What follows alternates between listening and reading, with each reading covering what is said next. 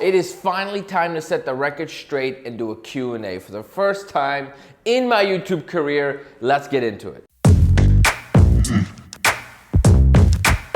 Hello my people, as you know, my name is Aaron. I'm a realtor in the Chicagoland area. Let me go ahead and silence my phone. About a week ago or so, I asked you guys to put your questions in the comments of an Instagram post I had. Surprising to me, a lot of you actually responded. Usually I get these questions in the DMs and a lot of you did still DM me. So I had to ask you to go ahead and send it over in the comments so I remember to answer every single one of them. We have some phenomenal questions here. This is gonna be a very long video, but to get to each question, I'm gonna have to keep most of the answers short and then address them in more detail in a later video.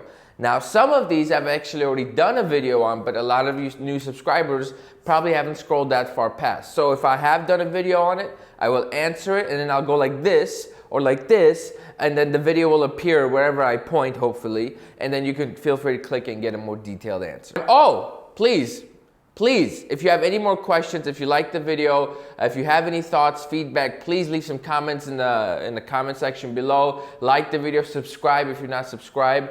These things actually help me out a lot to grow, and the more I grow, the more I can help. So greatly appreciate it. Now let's get into it. First question. How did you start in real estate? That's actually a super simple answer. I was 19 years old when I would decide I want to become a real estate agent. Did my research, found that I had to be 21, wait until I was 21, and that's it. Boom.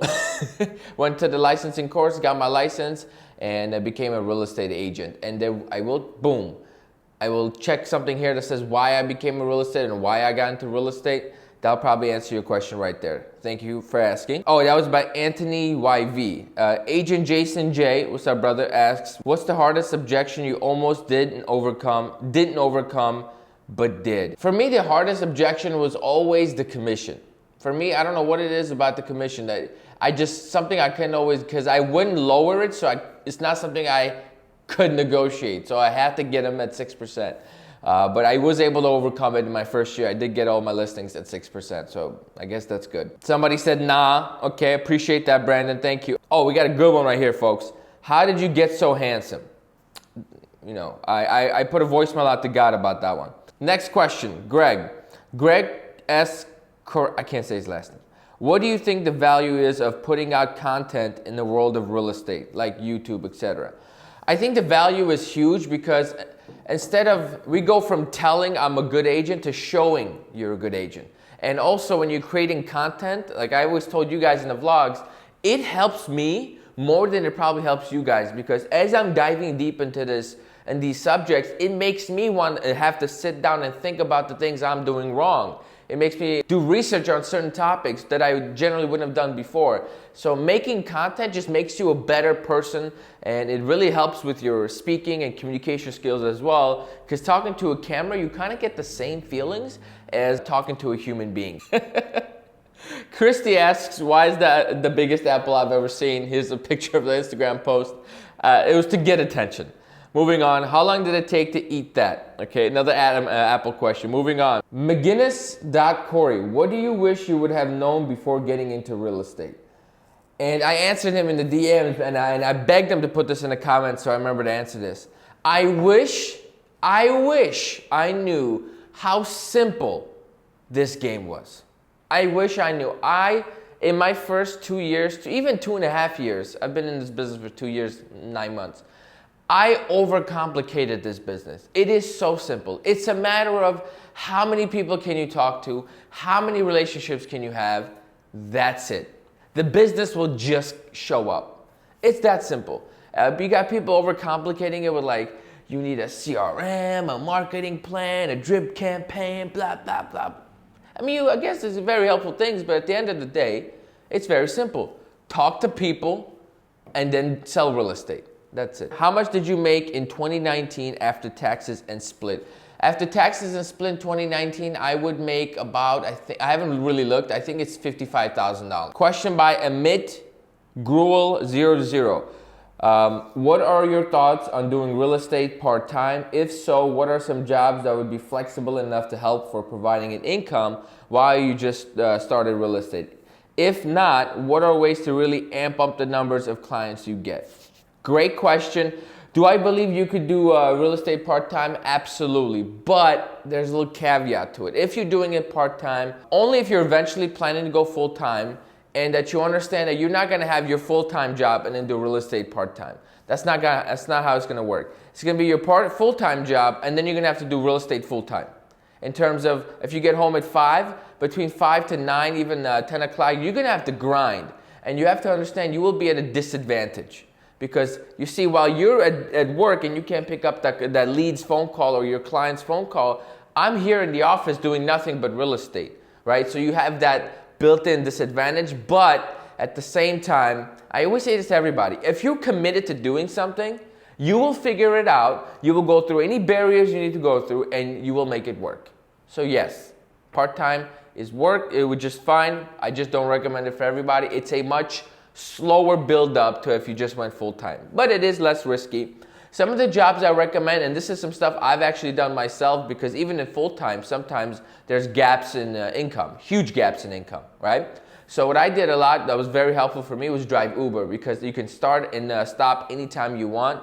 And that flexibility is very helpful when you're a real estate agent. And what are ways you can amp up your numbers is effort and efficiency. See, right now I can be at the office and leave the office at 12 o'clock and get everything done I need to get done. And there are days I stay till 6 o'clock, but I'm so inefficient and I waste so much time that I do the same work. So if you're working part-time and you only have 4 hours to work, you better schedule things to do in those 4 hours and get them done. Has being a real estate agent opened your eyes to real estate investing due to the amount of homes you see on a daily basis? Can you see a better home deal for flipping or renting in the area? Absolutely. And I tell all my clients, especially for the investors, we have to go out and see as many places as possible, because sometimes you don't know what opportunities are out there, right? And for me as a realtor, I've been everywhere, so I've seen them all in person. I've felt them, I've touched them. I know what photos look like in real life. I know what locations are better than others. I know what areas rentals are a little bit higher. So yes, being a real estate agent helps a lot, but just having your license and working with clients won't help. You actually have to sit down and do homework. Kev PHN said, do you have to be an extrovert to be successful with selling real estate? And then I don't consider myself a super cheery, energetic person, but I also don't consider myself as an introvert. Also, what are your long-term plans? As in, do you plan on being an agent long-term, or will you be looking to branch out into other areas as well? Do you have to be an extrovert to be successful with selling real estate? Absolutely not. Absolutely no. I actually do know a lot of antisocial people. I shouldn't say antisocial. People are just not comfortable in social settings, are very successful in real estate. It's really got nothing to do with being an extrovert or introvert, because half the time you're only talking to 1 or 2 people anyway. And believe it or not, I am an extrovert, but sometimes I'm very uncomfortable around crowds. So yeah, you could definitely be an introvert and still be successful. And what are my long-term plans with real estate? I initially wanted to become an investor, and that's still my plan. I think in about a year, once I'm able to get approved for financing, I'm gonna go ahead and invest in 3 to 4 unit multifamily buildings. But until then, I'm gonna be selling real estate. Eventually, I don't wanna start a traditional style team and just completely check out of the business. I wanna start a team that helps me with my production, like maybe an assistant, an admin, a showing agent, things like that, so that way I'm still in the mix, because I love this business, right? I'm not going anywhere. What is your most memorable transaction since you've started? My first one. Nothing happens without the first transaction, and it was a very tough deal, but it was a $700,000 listing. So for me to get a listing as a brand new agent at 21 years old, 4 months in the business, at 6%, sell it in 30 days when it was on the market for 4 years, and then get paid on that was incredible for me. And then I saw my 50-50 split, and I almost had a heart attack. Alejandro CY asks, how and in what ways do you prospect? So I do in a couple of ways. Number one, I'm always prospecting, because I'm a real estate agent, right? So if I meet people, I always keep that in the back of my mind, but I never have real estate discussions with people I just meet. The way I prospect right now is through phone calls, cold calling, circle prospecting is what it's called. Pretty much you pick a neighborhood and you call it, right? And pretty much 99% of people are not gonna be ready to do anything today. So the purpose of these phone calls is to touch base, build a connection, get their contact info, and stay in touch for 5, 6, 10 years, whatever, how long it takes until they are ready. Because everybody eventually will be ready, right? That's one thing I do. Another thing I do is this, the social media. I'm big on social media. What I do is a little bit different. I share every day in real estate I share. So all my clients are on my Instagram and Facebook. So, or all my new clients are my friends, which is my sphere and all that stuff. They see me and that's a good way for me to follow up. So I use social media a lot to prospect indirectly as well. Mohsen Hassami 144. Is he Adam looking at the apple in heaven? That's funny.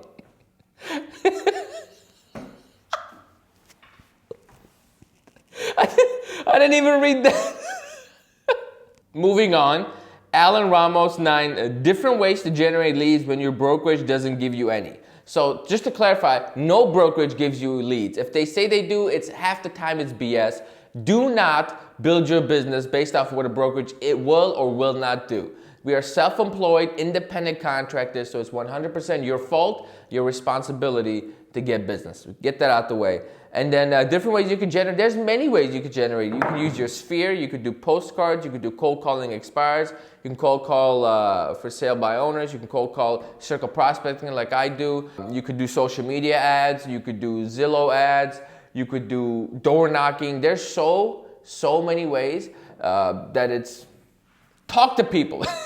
Essentially is however many ways you could talk to people, that's how many ways you could prospect. IJ Sanda, I'm very bad with these names. How would you recommend balancing personal life from business life? I don't know. I haven't really figured that part out just yet, but for me, the great part of being a real estate agent is that you're forced to have a personal life because your personal life helps your business grow. For example, my first year in the business, I didn't have a personal life. I was so focused on calling 3 hours a day, this, that, and the other, that I wasn't hanging out with my friends. I wasn't building new connections. Second year, I started to change things up. I'm like, I'm tired of cold calling. So I started to open up my horizons. I started hanging out with some old friends and then meeting their friends, hanging out with them. And all of a sudden, I'm hanging out with my friends and then they're like, Aram, I'm looking to move in a couple weeks. Great. And I meet another friend, they're looking to move in a couple of weeks. And we're just hanging out playing poker and this guy wants to buy a house all of a sudden. Right? So that's actually your personal life. The more of a personal life you have as a realtor, the bigger your business will be. That was a brilliant question and a brilliant answer, I may add. All right, moving on. How do you eliminate filler words when talking to clients over the phone and in person, such as like, etc.? To be honest, I don't know. I think that's going to come with practice. And if you have a certain script, like I shouldn't say the word script, but yeah, I guess I could say this. Like when I started real estate, I had a set script. So I knew every word I was going to say. The reason you say any of those words is because you're thinking. But if you don't need to think and you already know exactly what you have to say, it comes out right away. And a lot of it just being I just did it right there. Being conscious of it and it won't happen. Like the whole time I was answering your question, I was trying not to say and then it worked. But I guarantee you I've said it while answering some previous questions, I've definitely did the same thing. So I wouldn't worry about that too much. The key with answering your clients' questions is be short, concise, and to the point. Nothing is more annoying when somebody goes around and around and around and around and around and never answers my question. If you are going to go around and around, answer my question and then give me the detail. I work and live in Los Angeles, one of the hottest and most expensive markets in the country. With that being said, my question is, would you recommend starting solo or joining a team? Homes here average at about $750,000. I find it hard to believe someone would trust a 20-year-old with a home of this value. Well, to be honest with you, you would be surprised. A lot of people would trust a 20-year-old with the home of that value if that 20-year-old comes off as a professional and that knows what they're doing, or at least is going to put in the effort to get the job done. Very little people give a crap about your age. As a matter of fact, go ahead and watch this video where I talk about it, because I started at 21 years old. My first listing was $700K. Right? And they literally hired me because I was young. So number one, I wouldn't worry about the age. That's irrelevant. Let's throw that out the window. So the camera cut off in the middle of me answering the second to last question. So I'm going to go ahead and answer it right now. He asked whether new agents should go solo or join a team. I did make a video about it right here. If you're interested, go ahead and click it, watch it. It should answer your questions. But in short, that all comes down to the actual individual and also what that individual's goal is with real estate. Generally speaking, I recommend most people join a team, but the right team, so they get the knowledge and they kind of get to see other people work and go from there, because the experience and knowledge is going to be very helpful for you, especially because they can sometimes give you business that you would not have gotten otherwise. So for new agents, I would consider team. Now, last question, how do I get a cold call list? I actually get this question a lot, surprisingly enough. It's super easy, you buy it. That's it. You go to websites like theredx.com, you can go to Mojo, M-O-J-O, Solutions, I think, Mojo Solutions. You can do Land Voice. There's so many servers out there that actually will literally, you just pay them money every month and they'll get you the list. I use theredx.com. I think it's the easiest and best, highest quality for the lowest price that there's currently out there. You have geo leads, you can do expireds for sale by owners, rent by owners, whatever floats your boat, you could do it. That essentially does it. Thank you everybody for the questions. I always appreciate it. I was a little nervous doing the Q&A post because obviously I'm not that big, so I didn't know how many questions I was gonna get, but I'm very, very happy that you guys asked them. And maybe what I'll do nowadays is, because you guys DM me a lot of questions. Like there's some phenomenal questions in my DMs, but out of the respect to your privacy, I'm not gonna go address those publicly. But if you have a question, never ever hesitate to leave it in the comments or send me a message, and then we can definitely make sure that we get that answered. So thank you for watching. Please subscribe, and I will see you in the next video.